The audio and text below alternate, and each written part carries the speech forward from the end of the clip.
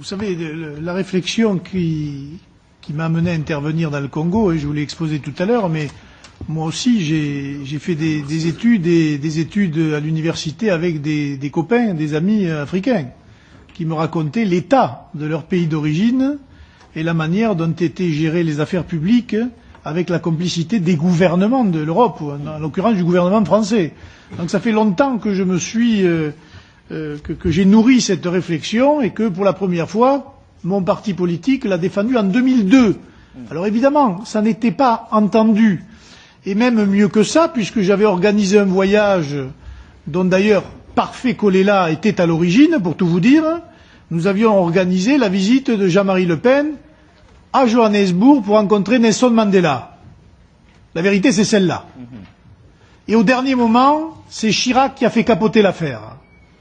Les billets d'avion étaient pris, c'était pendant la présidentielle de 2002, et même Jean-Marie Le Pen avait acheté une colombe en cristal qu'il devait remettre à Nelson Mandela. Pour vous dire si on était allé loin dans les négociations, je me suis déplacé là-bas, j'ai rencontré l'entourage de l'ANC à l'époque, et on avait discuté d'homme à homme sur le devenir de l'Afrique et la défense de notre vision.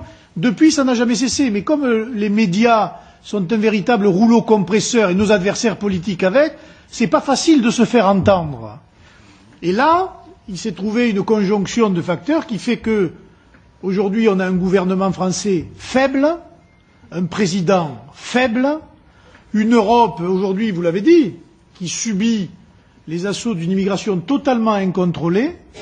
Et c'était bien, je pense, à ce moment-là, que ce discours a porté. Mais il a toujours été porté, toujours.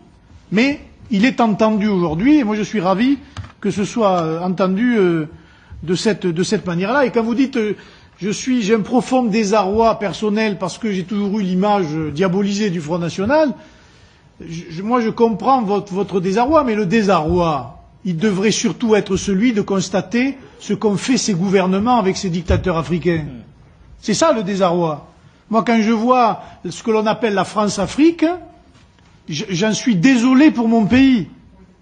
J'étais avocat dans l'affaire, il n'y a pas très longtemps, souvenez-vous, de, comment s'appelle l'avocat, Bourgi, le porteur de valise du RPR. Bon. Il avait attaqué Jean-Marie Le Pen en disant que Bongo lui avait donné de l'argent. Évidemment, sans preuve, on l'a attaqué en justice. J'étais l'avocat. Bourgi est venu à la barre, mais a expliqué des choses absolument extravagantes. Comment il prenait les sacs de sport de billets, qu'il les mettait sur le bureau de Chirac, comment Villepin et Chirac comptaient les billets, et cela plusieurs fois par an. Et il a même expliqué, il y a des journaux qui peuvent en témoigner, c'est pas du flanc à la barre, hein. Le Monde, le journal du dimanche, il avait expliqué tout ça. Villepin avait dit, c'est scandaleux, je dépose plainte en diffamation. Jamais. Jamais. Le seul qui a porté plainte, c'est Le Pen, et on a gagné le procès. Donc pour vous dire que moi j'ai une conscience de toute cette affaire depuis très longtemps, mais je veux que ça s'arrête, et je milite au sein de mon parti pour qu'on arrête ça. Parce que ça produit quoi? La guerre, la misère, et chez nous la même chose, où ça finira par produire la même chose. La vérité c'est ça. Et on n'est pas en train de parler des méfaits de la colonisation ou de la décolonisation. Mais moi je constate, et je crois que c'est un de nos interlocuteurs qui l'a dit, que depuis la décolonisation, eh bien il faut reconnaître que s'est mis en place un système mafieux. Ça s'appelle pas autrement. Entre l'Occident et entre l'Afrique. Et qu'au milieu de tout ça, il faut constater que les Africains, la population, n'a pas bénéficié des richesses qui auraient pu être les siens. Et j'ai cité tout à l'heure, je crois que l'argent qui a été distribué dans la politique au développement depuis 50 ans en Afrique, c'est 2000 milliards de dollars. C'est quand même pas rien. Ça a été des centaines de milliers de morts. Ça a été, je ne sais pas, 60 coups d'État sur le continent africain.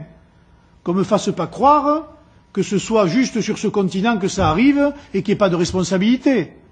Eh bien voilà, je pense que moi, à partir de ce moment-là, il faut discuter de continent à continent, de peuple à peuple, et de mettre des gens qui se respectent à la tête des États. C'est en tout cas, moi, je me bats pour ça et j'y crois. C'est pour ça que je suis aujourd'hui avec vous et que je défends ça.